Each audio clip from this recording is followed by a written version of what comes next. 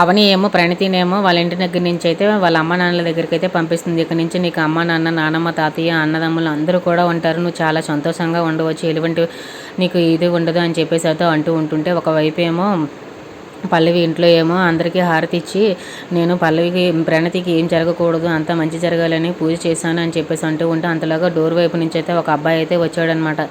వచ్చి excuse me అని చెప్పేసి అయితే అంటూ ఉండి లోపలికి అయితే వచ్చాడు.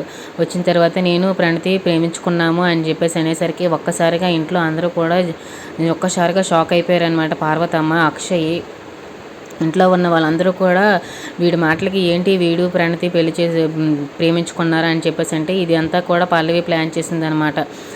ప్రణతి ఇంట్లోకి వచ్చి మంచిగా ఉండకూడదు అన్నట్టుగా.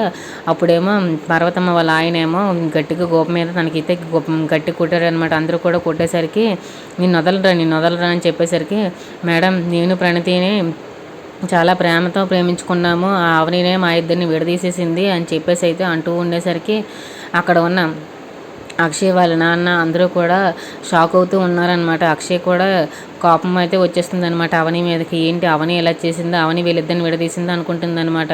అవని ఏమో చాలా హ్యాపీగా ప్రణతినేమో అక్కడి నుంచి పంపిస్తూ ఉంటుంది అనమాట. ఏం జరుగుతుందో నెక్స్ట్ వీడియో చూద్దాం. If you like this video please like, share, subscribe friends.